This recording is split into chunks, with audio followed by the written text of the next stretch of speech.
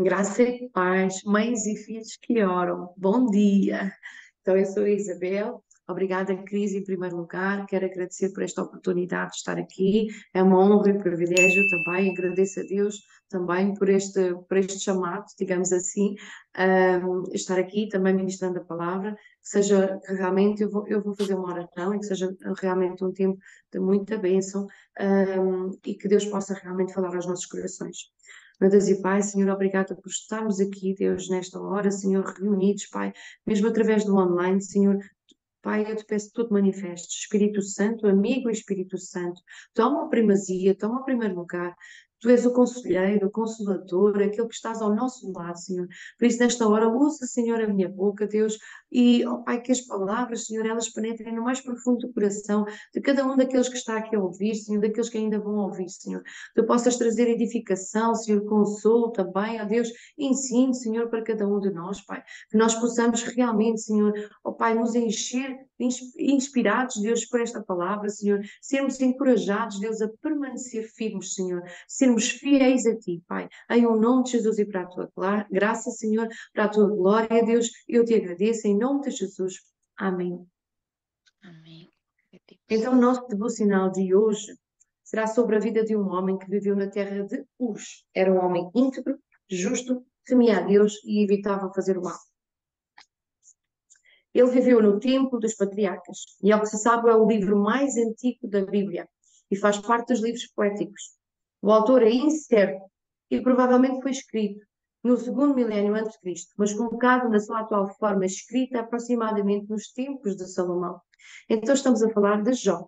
E é sobre o livro de Jó que eu tenho para trazer esta manhã, neste devocional. Eu vou ler aqui a introdução do livro de Jó.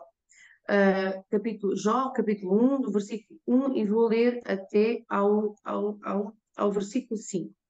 Na terra de Uz vivia um homem chamado Jó. Era um homem íntegro e justo, temia a Deus e evitava fazer o mal. Tinha ele 7 filhos e 3 filhas, e possuía 7.000 ovelhas, 3.000 camelos, 500 juntas de boi e 500 jumentos, e tinha muita gente a seu serviço. Era o homem mais rico do Oriente. Seus filhos costumavam dar banquetes em casa, um de cada vez, e convidavam suas 3 irmãs para comerem e beberem com eles. Terminado um período de banquetes, Jó mandava chamá-los e fazia com que se purificassem. De madrugada, ele oferecia um holocausto em favor de cada um deles, pois pensava: talvez os meus filhos tenham lá no íntimo pecado e amaldiçoado a Deus. Essa era a prática constante de Jó. Então, vimos agora aqui, ele tinha uma família, ele era super próspero. Diz a palavra que ele era o homem mais rico do Oriente. No versículo seguinte, a partir do versículo 6, vem a provação. Jó foi provado. E nós conhecemos a história de Jó. Ele foi muito provado. Então, aqui no versículo 6, que eu vou passar aqui a ler, é um bocadinho extensa, mas não faz mal, nós não vamos perder isto. Então está escrito: certo dia os anjos vieram apresentar-se ao Senhor, e Satanás também veio com eles. O Senhor disse a Satanás: de onde você veio? Satanás respondeu ao Senhor: de perambular pela terra e andar por ela. Disse então o Senhor a Satanás: reparou em meu servo Jó? Não há ninguém na terra como ele, irrepreensível, íntegro, homem que teme a Deus e evita o mal. Será que Jó não tem razões para temer a Deus? Respondeu Satanás. Acaso não puseste uma cerca em volta dele, da família dele e de tudo o que ele possui? Tu mesmo tens abençoado tudo o que ele faz, de modo que os seus rebanhos estão espalhados por toda a terra. Mas estenda a tua mão e fere tudo o que ele tem, e com certeza ele te amaldiçoará na tua face. O Senhor disse a Satanás: pois bem, tudo o que ele possui está nas suas mãos, apenas não toque nele. Então Satanás saiu da presença do Senhor. Certo dia, quando os filhos e as filhas de Jó estavam num banquete, comendo e bebendo vinho, na casa do irmão mais velho, um mensageiro veio dizer a Jó: os bois estavam orando e os jumentos estavam bastante por perto. Quando os sabeus os atacaram e os levaram embora, mataram à espada os empregados, e eu fui o único que escapou para lhe contar. Enquanto ele ainda estava falando, chegou outro mensageiro e disse: fogo de Deus caiu do céu e queimou totalmente as ovelhas e os empregados. E eu fui o único que escapou para lhe contar. Enquanto ele ainda estava falando, chegou outro mensageiro e disse: vieram caldeus em 3 bandos. Atacaram os camelos e os levaram embora. Mataram à espada os empregados e eu fui o único que escapou para lhe contar. Enquanto ele ainda estava falando, chegou ainda outro mensageiro e disse: seus filhos e suas filhas estavam num banquete, comendo e bebendo vinho na casa do irmão mais velho. Quando de repente um vento muito forte veio do deserto e atingiu os 4 cantos da casa, que o desabou. Eles morreram e eu fui o único que escapou para lhe contar. Ao ouvir isso, Jó levantou-se, rasgou o manto e rapou a cabeça. Então, prostrou-se com o rosto em terra, em adoração, e disse: saí nu do ventre da minha mãe, e nu partirei. O Senhor o deu, o Senhor o levou. Louvado seja o nome do Senhor. Em tudo isso, Jó não pecou, e não culpou a Deus de coisa alguma. Verdade. Então é assim, Jó, o homem mais próspero, um homem com uma família maravilhosa, não é? E ele foi tocado aqui, a partir do versículo 6, fala uma realidade que é o mundo espiritual, que é tão real ou mais real que o mundo que nós temos hoje, no mundo que nós vivemos. E isto é uma realidade. Satanás, ele anda pela terra. E aqui há uma conversa, e foi o Senhor, portanto, foi Deus que falou com Satanás e que disse: olha, tu já viste o meu servo Jó? Tu já viste o meu servo Jó? Como ele é fiel, como ele é íntegro. As palavras de Deus acerca de Jó, Deus conhecia perfeitamente Jó. E foi Deus que falou: não há ninguém na terra como ele, irrepreensível, íntegro, homem que teme a Deus e evita o mal. Uau! Deus falar isto de Jó, eu acho que é assim, é extraordinário. Só que Satanás, o nosso inimigo, assim como ele fez com Jó, ele também faz connosco, ele continua a querer fazer com o homem, que é a criação de Deus. Então, Satanás, ele vem dizer: ah, sim, Deus, ok, ele é assim, tudo bem, porque tu também o tens abençoado, puseste uma cerca ao redor dele. Então, ninguém toca, mas tu tiras essa proteção que tu tens sobre ele, vais ver o que é que acontece, ele vai-te amaldiçoar na cara. Satanás tentou colocar e dizer a Deus: Deus, não é bem assim como tu estás a dizer acerca de Jó. Vais ver que ele tira-lhe a proteção, vais ver que ele vai-te amaldiçoar. Só que Deus, ele conhecia Jó e sabia até onde Jó poderia ir. Ele sabia e conhecia perfeitamente o seu servo. Então, como se isto não bastasse, no capítulo 2, isto não ficou por aqui. Ou seja, vou ler mais um bocadinho. Num outro dia, os anjos vieram apresentar-se ao Senhor e Satanás também veio com eles para apresentar-se. O Senhor perguntou a Satanás: de onde você veio? Satanás respondeu ao Senhor: de perambular pela terra e mudar por ela. Disse então o Senhor a Satanás: reparou em meu servo Jó? Não há ninguém íntegro, homem que teme a Deus e evita o mal. Ele se mantém íntegro, apesar de você me haver instigado contra ele para arruiná-lo sem motivo. Aqui Deus já fala: olha, tu instigaste-me contra o meu servo sem motivo e eu até permiti. No versículo 4 diz: pele por pele, respondeu Satanás. Um homem dará tudo o que tem por sua vida. Estenda a tua mão e fere a sua carne e os seus ossos, e com certeza ele te amaldiçoará na tua face. O Senhor disse a Satanás: pois bem, está nas suas mãos, apenas pouco a vida dele. Saiu, pois, Satanás da presença do Senhor e afligiu Jó com feridas terríveis da sola dos pés ao alto da cabeça. Então Jó apanhou um caco de louça e com ele se raspava sentado entre as cinzas. Então, como se não bastasse ele já ter perdido, ele já ter perdido tudo aquilo que ele tinha, ele já tinha perdido os seus bens materiais, ele já tinha perdido os seus filhos, agora ele também está a perder a sua saúde. E como se isso não bastasse, a esposa dele responde, no versículo 9: então sua mulher lhe disse: você ainda mantém a sua integridade, amaldiçoa Deus e morra. Até a sua própria mulher se volta contra Jó e lhe diz: olha, se vais continuar assim, então mais vale amaldiçoares esse teu Deus e morres.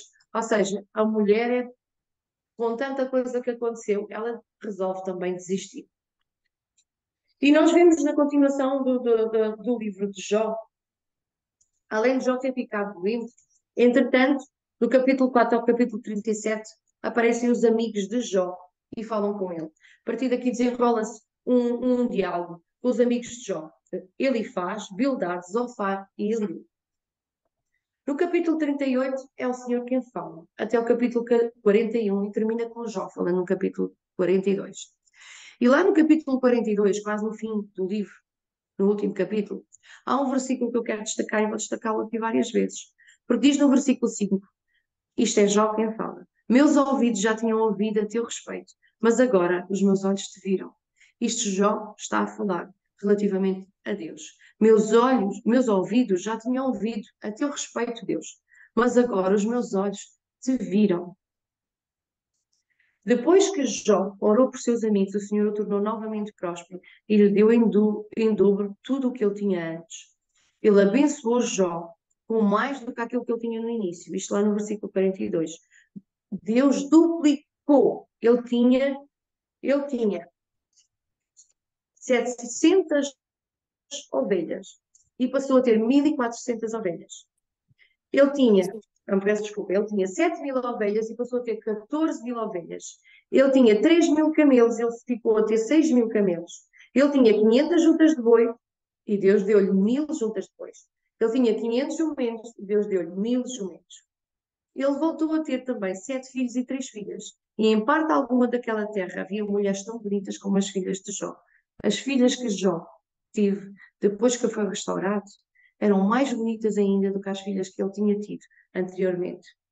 Isto tudo, e no versículo 16, no capítulo 42, do versículo 16, diz: depois disso, Jó viveu 140 anos, viu seus filhos e os descendentes deles até à 4ª geração, e então morreu em idade muito avançada. Romanos 15, 4 está escrito: pois tudo quanto outrora foi escrito, para o nosso ensino foi escrito, a fim de que pela paciência e pela consolação das Escrituras tenhamos esperança.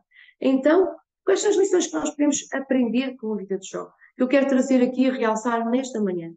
O livro de Jó fala sobre tempos de dificuldade. Vemos que Deus permite que o seu povo às vezes sofra. Deus permitiu que Jó sofresse. Deus não deu, Deus permitiu a Satanás tocar na vida de Jó. Mas também a história de Jó nos lembra que Deus está connosco em meio ao sofrimento e encoraja-nos a apegarmos a Ele, a nos dedicarmos a Deus.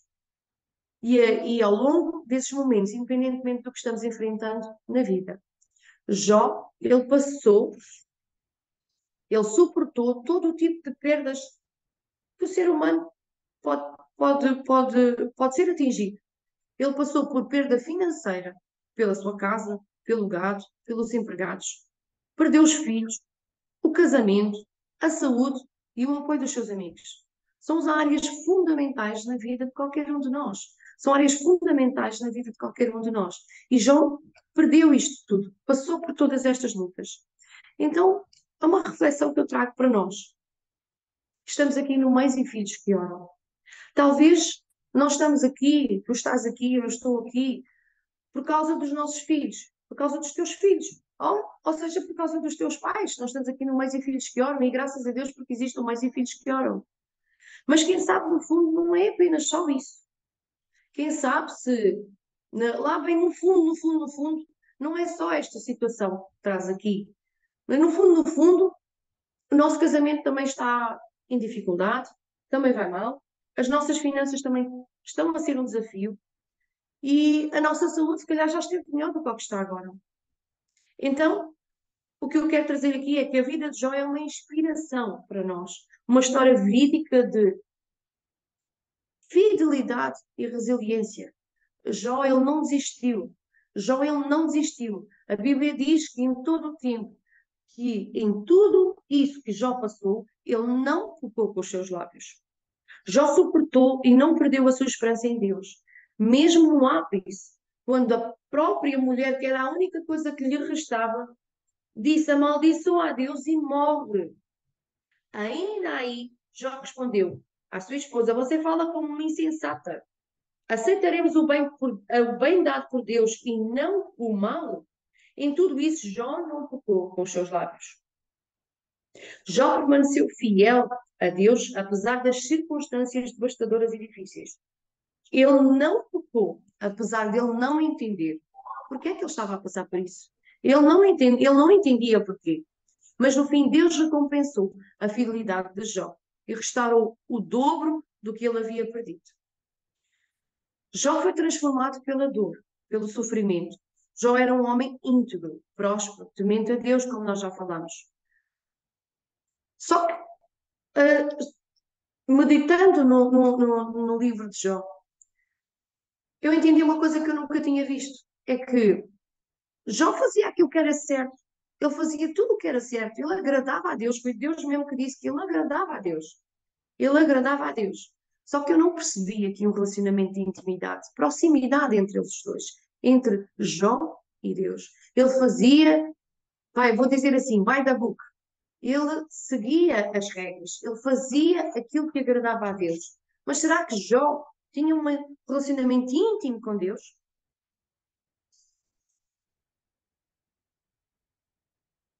Ainda assim, Jó tinha lá algo no seu coração que nós conseguimos perceber no capítulo 3, no versículo 25. E Jó tinha lá qualquer coisa ainda, Jó que ele temia. Porque diz aqui no versículo 25, e diz: O que eu temia veio sobre mim, o que eu receava me aconteceu. Jó tinha alguma coisa no seu coração que precisava ser tratado.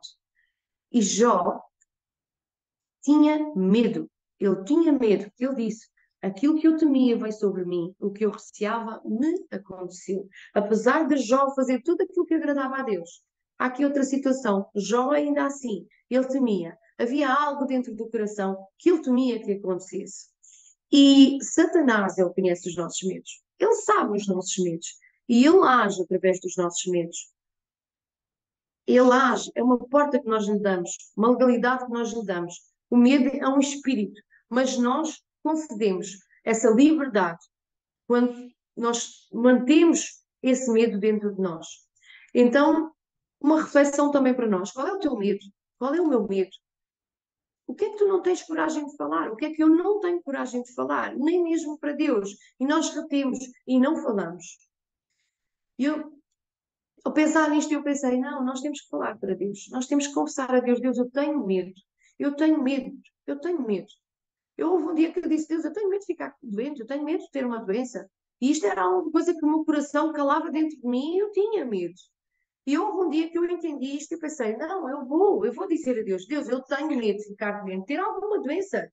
Isto é o meu medo, é um medo que eu tenho, mas eu vou colocar este medo e vou te dizer, Deus, eu tenho medo disto, mas eu confio em Ti.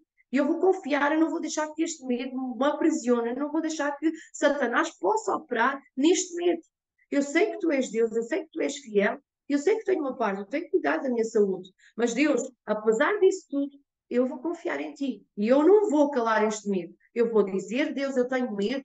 Eu tenho medo. Eu confesso que tenho este medo. E eu vou te entregar este medo, Senhor. Eu vou te entregar este medo para que Tu possas, através disto que eu te estou aqui a dizer, Senhor, possas trazer alívio. E possas trazer conforto ao meu coração. E este medo já não me aprisiona mais. Então, possas tu pensar qual é o medo. O que é que tu tens receio? Porque assim como pensa a tua alma, assim ela é. E como nós temos isto, o nosso foco, quer a gente queira ou não queira, o nosso inconsciente, ele está lá sempre uma pontinha, sempre ligada a este medo, sempre com medo que aquilo aconteça em determinada altura, que venha uma notícia acerca do teu filho, venha uma notícia acerca do teu pai, porque tu tens medo. Então vamos falar isto para Deus. A história de Jó é um exemplo de paciência e perseverança em meio à adversidade. E também nos ensina que o sofrimento não é necessariamente um castigo divino, mas pode ser um teste à nossa fé e à nossa capacidade de perseverar. Foi isto que aconteceu com Jó. Ele perseverou até ao fim. E também pode ser um caminho para a intimidade com Deus. Um caminho para nós nos chegarmos mais perto de Deus. Para que Deus seja a nossa prioridade. Não seja preciso nós passarmos pela história de Jó e que nenhum de nós venha a passar por estas áreas que aqui estão. Mas se viermos a passar, então, se viermos a passar, eu digo que é preferível nós, primeiro, começarmos a dedicar já os nós à intimidade com Deus. E é isso que nós estamos a fazer aqui. Mães e filhos que oram, é isso que vocês fazem. Vocês provavelmente dormiram pouco, mas estão aqui para ter intimidade com Deus, para estar orando a Deus. Vamos priorizar isso nas nossas vidas. Bom, eu estou nesse processo de priorizar Deus na minha vida também. Eu estou a aprender isso e tem sido realmente um tempo de muita bênção, porque quando nós colocamos Deus em primeiro lugar, a palavra diz: buscai em primeiro lugar o reino de Deus e todas as coisas vos serão acrescentadas. Então, todas as coisas que nós vamos necessitar serão-nos acrescentadas, até mesmo a sabedoria para nós lidarmos com os filhos, para vocês lidarem com os vossos filhos, nas situações em que se deparam nas vossas vidas. Porque Jó disse lá, novamente no versículo 5, meus ouvidos já tinham ouvido a teu respeito, mas os meus olhos agora te viram. Te viram. Então é porque há intimidade agora. Antigamente eu só ouvia falar de Deus, mas agora eu te vejo, Senhor, agora eu estou perto de ti, agora eu te conheço mais intimamente, agora eu sei quem tu és, Senhor, agora a minha confiança está em ti, agora eu estou inabalável, porque a minha confiança está em ti, eu já não tenho medo, eu já não tenho mais medo, já não, venha aquilo que vier, Senhor, eu conheço-te, eu sei quem tu és, eu sei que eu posso confiar em ti, eu sei que tu és bom, eu sei que tu me amas. Então quero trazer aqui também que Deus é bom e que Ele ama cada um de nós. Ele te ama, Ele te escolheu desde o ventre da tua mãe. Ele te escolheu, Ele te escolheu desde o ventre da tua mãe. E Ele te escolheu e disse: olha, é para um tempo como este, é para esta hora que eu te fiz, que eu te criei lá desde o ventre da tua mãe. Não te esqueças que o teu Redentor vive e Ele te está a trabalhar a teu favor. A tua fé e a minha fé perseverante finalmente vai fazer com que nós adquiramos a vitória. Fará com que nós vençamos. Deus é capaz de restituir muito mais do que tu perdeste ou daquilo que estás a sofrer. Em o nome de Jesus. Em o nome de Jesus. Deus é um Deus de amor. Ele conhece os seus filhos. Ele te conhece. Ele conhece as noites que tu não dormes. Ele conhece as tuas lágrimas, mesmo quando tu não tens força para orar, quando tu não tens força para dizer uma palavra e apenas o teu choro é o que sai. Mas ainda assim o Espírito Santo ele leva para Deus. Ele leva para Deus e ele interpreta o teu choro. Ele é um pai que cuida, ele é um pai zeloso que cuida dos seus filhos. Deus não dá doenças a ninguém. Nós podemos ver aqui, foi Satanás que foi lá tentar. Satanás queria que realmente Jó, que ele pecasse e que ele amaldiçoasse a Deus. Mas olha, Jó, ele amaldiçoou o dia que ele nasceu.